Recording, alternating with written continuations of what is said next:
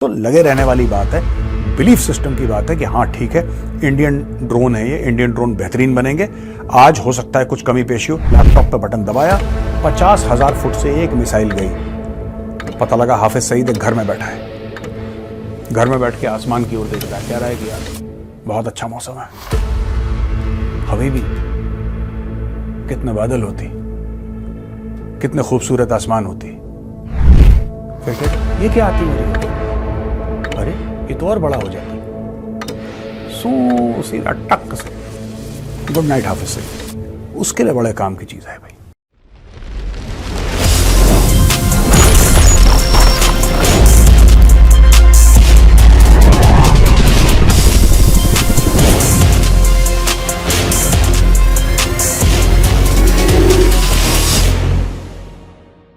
जय हिंद दोस्तों, मैं हूं मेजर गौरव आर्य और आप देख रहे हैं द चाणक्य डायलॉग्स।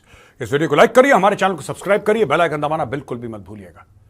दोस्तों, दो बड़े हथियार खरीदने का फैसला भारत कर चुका है। दो बड़े हथियार दोस्तों, एक आसमान में उड़ता है और एक पानी के नीचे तैरता है चुपचाप।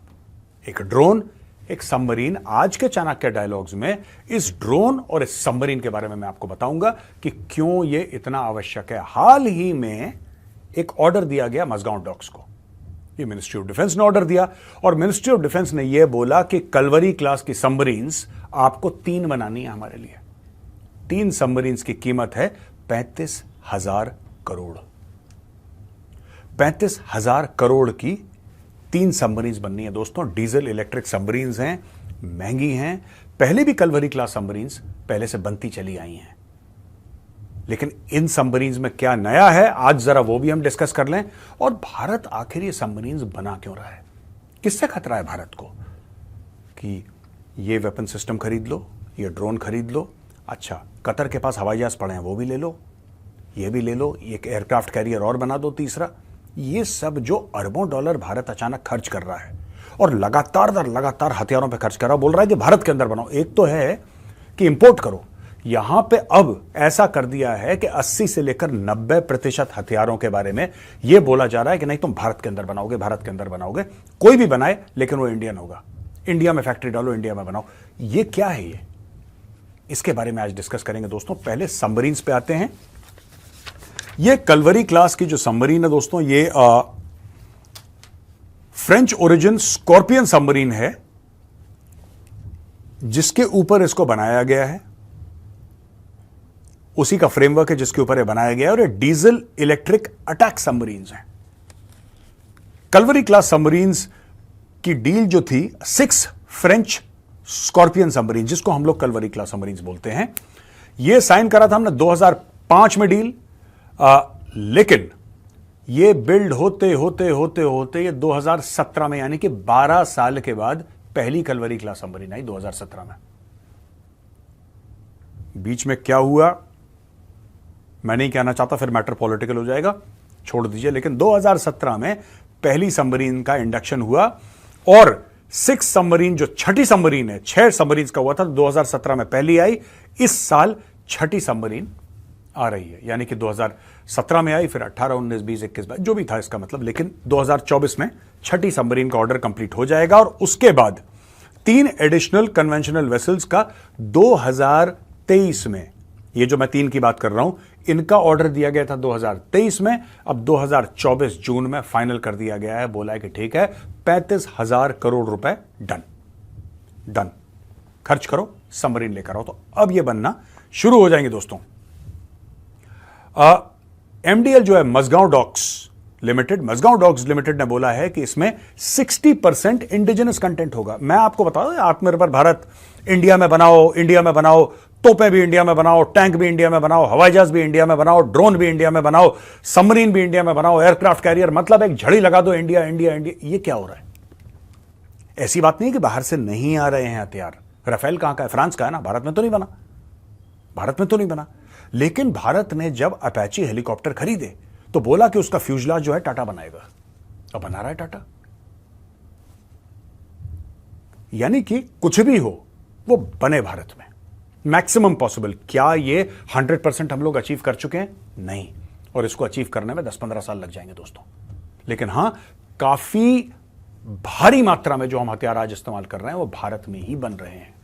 ब्रह्मोस मिसाइल से लेकर बड़े बड़े टैंक से लेकर अपने तेजस, ये सारा का सारा प्रचंड हेलीकॉप्टर हमने कवर करा था 2-3 दिन पहले, आपको याद होगा। प्रचंड हेलीकॉप्टर ये सब के सब भारत में बन रहे हैं। अभी जो कलवरी क्लास की 3 सबमरीन्स हैं, इसमें मझगांव डॉक्स ने गारंटी दी है कि 60% इंडिजिनस इनके अंदर कंपोनेंट्स होंगे।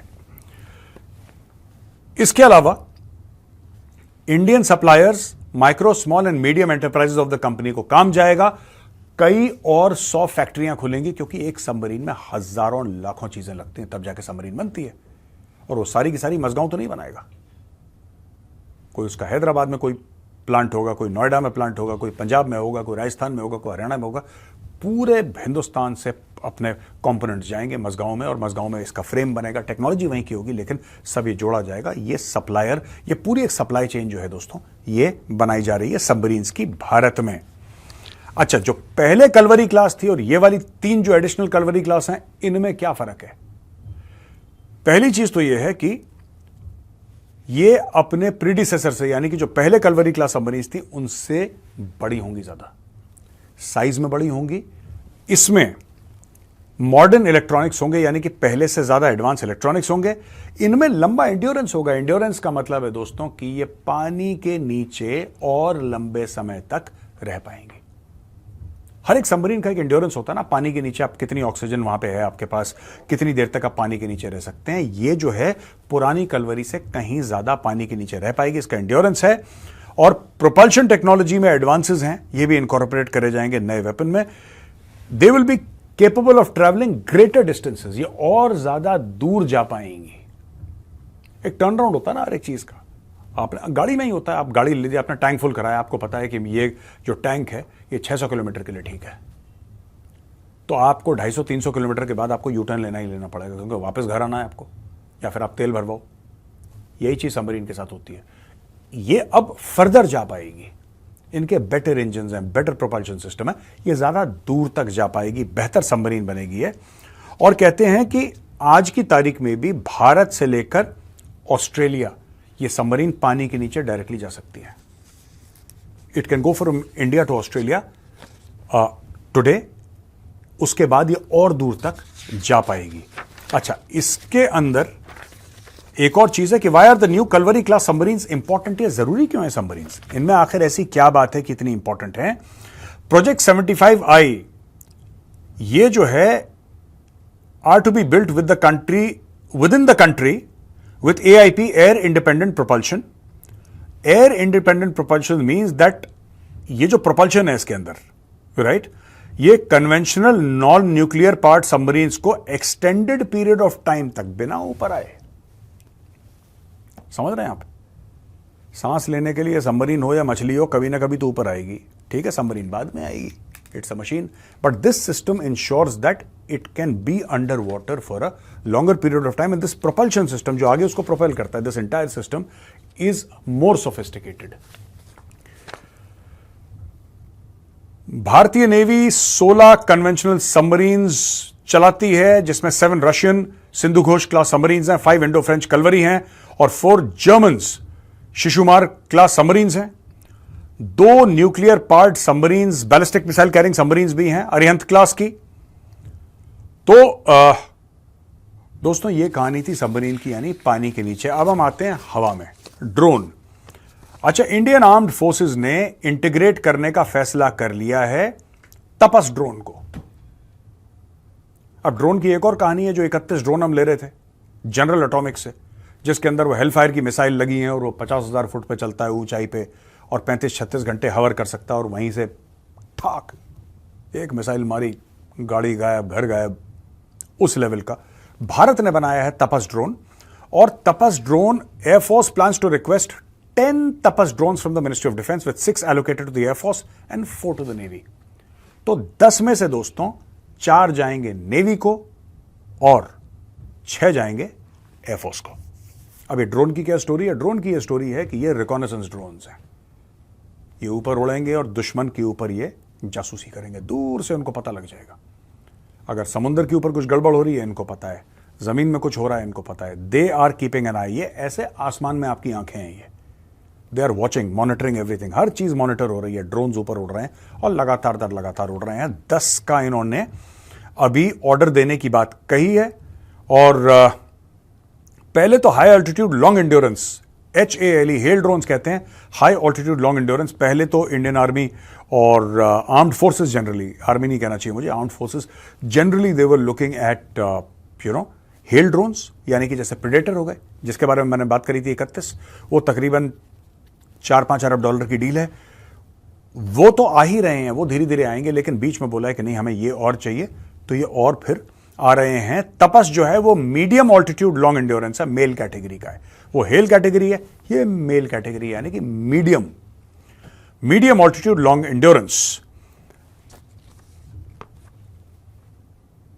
इसमें कई सारे चैलेंजेस हैं। पहले एक बार तपस में फॉल्ट आ गई थी, उसकी जो फ्लाइट थी फेल हो गई, लेकिन फिर इन्होंने ये फैसला करा है। और दोस्तों ये फैसला मुझे भी लगता है ठीक है, आप बताइए आपको कैसा लग रहा है, लिखिए कमेंट में। फैसला ये था कि यार देखो, तपस ठीक है, उसमें कमियां हैं, लेकिन बनाया तो अपने देश में है।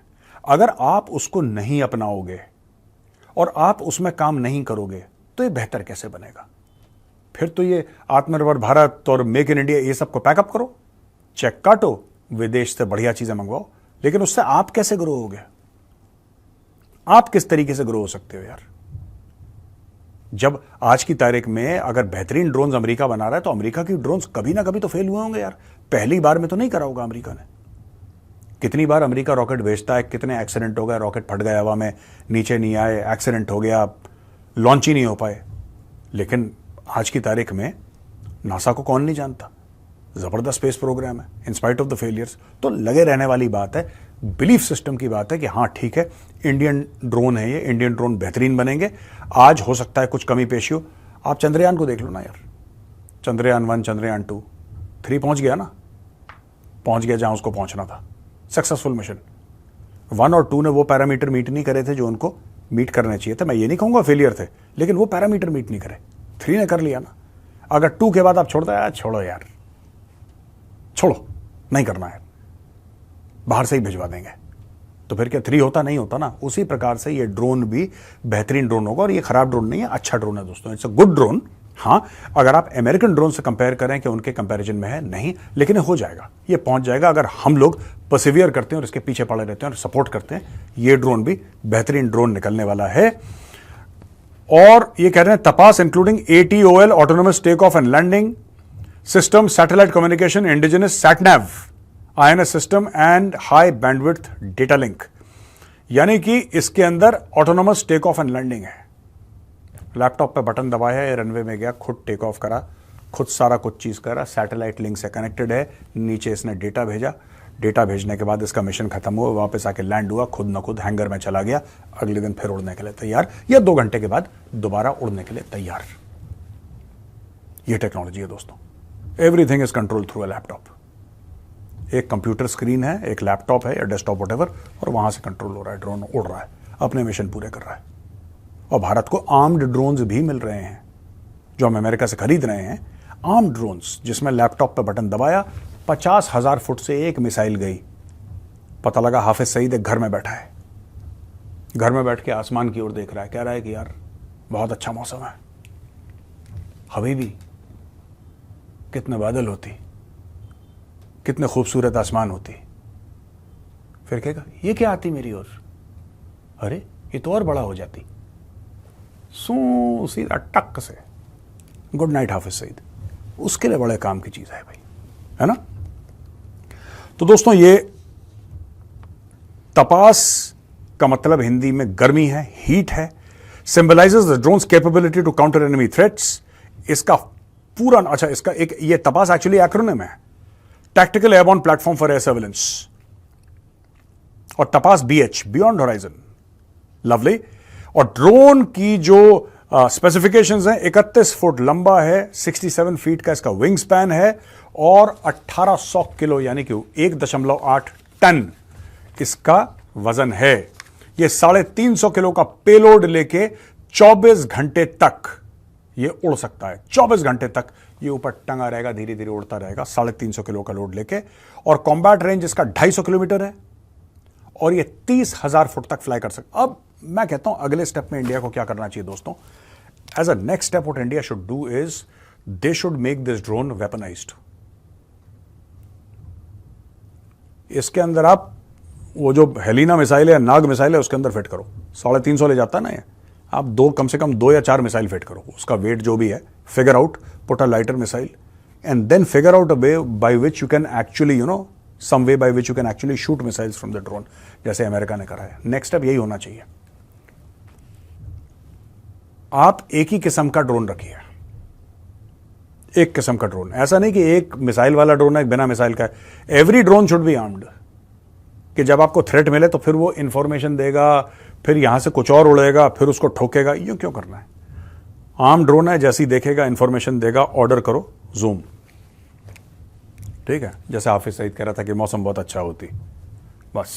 तो दोस्तों, जैसा मैंने आपको बताया कि 2 बहुत महत्वपूर्ण हथियार हैं जो सेना में आ रहे हैं। एक कलवरी क्लास की 3 सबमरीन, टोटल डील की वैल्यू 35,000 करोड़, और 10 ऑर्डर करने की बात कर रहे हैं इंडियन आर्म्ड फोर्सेस, और उसमें से 6 जाएंगे एयरफोर्स और 4 जाएंगे नेवी को। ये हैं तपास ड्रोन्स, मेड इन इंडिया।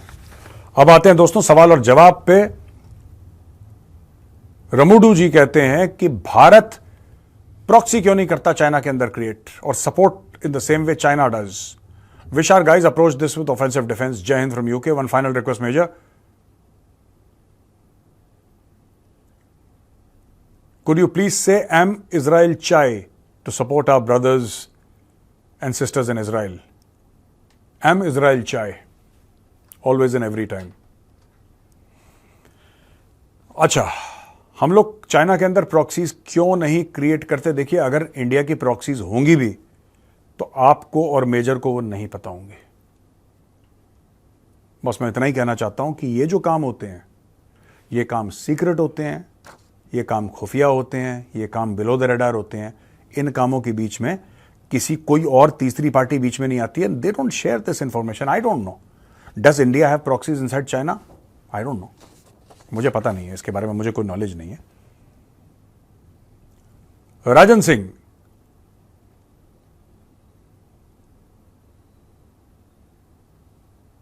मैं आपसे पूछना चाहता हूं कि कनाडा खालिस्तानी टेररिस्ट को अपने देश का सिटीजन बनाता है, तो हम उस खालिस्तानी टेररिस्ट ना कह के कैनेडियन टेररिस्ट कहना शुरू करें, जिससे हम दबाव में ला सकते हैं। Please answer my question. ये तो बात है, ये तो मैं कई बार कह चुका हूं खुद भी। I agree with you. जो कहते हैं कि खालिस्तानी टेररिस्ट ने कनिष्का बॉम्बिंग करी, नहीं नहीं भाई, जो वो परमार था जिसने वो पूरा बॉम्ब लगाया था और उसके केस भी चला था, वो तो कैनेडियन सिटीजन था। ये जितने भी हैं कैनेडियन सिटीजन है। ये तो कनाडा उनको अलाउ करता है खालिस्तानी बोल के कि आप और मैं गुमराह हो जाएं। They are actually Canadian citizens. और मैं पहले भी कह चुका हूं कि Indian government should take up a case कि these are, and let us start calling them Canadian terrorists. ये कैनेडियन टेररिस्ट है। I agree with you. Girik ji, Jai Hind sir, जय श्री राम। जय हिंद और जय श्री राम आपको भी। Sir, can Indian army use those captured ultraset device to hack in the communication system? I don't know यार, ये सब देखिए, ये हाईली टेक्निकल चीजें होती हैं। मैं बता रहा हूं, इसमें से कई सारे यूट्यूबर हैं, बोल देंगे कि हाँ मैं जानता हूं कैसे हैक होता है। सब झूठ। यूट्यूब पे इतनी फ्रॉड खबरें घूम रही हैं, फ्रॉड खबरें, कोई कुछ भी कह देता है कि कल से 3rd वर्ल्ड वॉर शुरू होने वाला है। लोग देख रहे हैं, पागल हो रहे हैं, शेयर कर रहे हैं उसको, कह रहे हैं कल से शुरू होने वाला है। फिर वो भूल जाता है, फिर कहता है आओ मैं बताता हूं कि गाजर की खेती में खाद कौन सी डाली जाती है। लोग पागल हो रहे हैं, गाजर उगने वाली है, गाजर उगने वाली है, गाजर। ओ भाई, ऐसा है कि आप ये कह रहे हो ना कि ultraset device is link to a Chinese satellite. Can India hack it? I don't know. Maybe we can, maybe we can't. ये देखिए ना, बात यह है कि जो सच है ना, सच इतना ग्लैमरस नहीं लगता यार। मैं आपको बता रहा हूं, मैंने आपको सच बात बताई है। सच जो है वो ग्लैमरस नहीं लगता है भाई। सच बड़ा बोरिंग होता है, यही सच की खासियत है। झूठ बड़ा ग्लैमरस लगता है। हाँ, मैं जानता हूं। अब मैं आपको एक स्टोरी सुनाऊंगा, ठीक है ना, बिल्कुल झूठी। मैं आपको कहानी सुनाता हूं। मैं जानता हूं, मेरा आर्मी का दोस्त है, वो चुपचाप बेंगलोर के एक हाई टेक फैसिलिटी के बेसमेंट में बैठता है। वो पिछले 3 साल से बाहर नहीं निकला। ना उसने सूरज की रोशनी देखी, ना उसने चंद्रमा देखा। उसने कुछ नहीं देखा, बस अंदर रहता है बहुत खुफिया और बहुत सीक्रेट जगह में। उसके हाथ में अल्ट्रा सेट दे रखा है और रॉ ने उसको बोला है कि तुम इसको हैक करके बताओ, और वो हैकिंग में लगा हुआ है। और मैं थंबनेल बना दूं, एक आदमी जिसका चेहरा बिल्कुल डार्क है और वो हैक कर रहा है, और मैं बोलूं कि क्या रॉ ने हैक। ये सब फर्जी बातें हैं, ये सब फर्जी बातें हैं। सच्चाई बोरिंग होती है, और सच्चाई ये है, ठीक है, कि अगर हैक कर सकती है इंडियन आर्मी तो इंडियन आर्मी हैक कर देगी। आपको और हमें नहीं पता लगेगा, हमें पता ही नहीं लगेगा, चाहे हम कितना भी चाहें हमें पता लगे। मेरे बड़े सीनियर लेवल पे दोस्त हैं इंडियन आर्मी में, सीनियर लेवल पे मेरी जान पहचान, मेरे सीनियर्स, वो दुनिया की सारी बातें करेंगे मुझसे, सारी बातें करेंगे, काम की बात कोई नहीं करेगा। Nobody will share information with you, ये उनका दस्तूर है, ठीक है ना। कुछ भी होगा, छोटी सी मूवमेंट होगी, छोटी सी मूवमेंट, एक स्क्वाड्रन टैंक की जा रही है, नोबडी विल टेल यू यार, और आप बोलेंगे यार ये तो मेरा दोस्त है। इस मामले में नहीं, जहां पे देश की खबर है वहां पे तो भैया ये अपने परिवार वालों को ना बताएं, तो किसी को नहीं पता। अल्ट्रासेट को हैक करेगी इंडियन आर्मी, नहीं करेगी, अगर मीडिया में आता है तो मैं आपको बता दूंगा, वरना आप भी भूल जाओ, मैं भी भूल जाता हूं। कैसा लगा आज का वीडियो दोस्तों? अगर पसंद आए तो उस वीडियो को लाइक करिए, हमारे चैनल को सब्सक्राइब करिए, बेल आइकन दबाना बिल्कुल मत भूलिएगा। जय हिंद, वंदे मातरम, भारत माता की जय।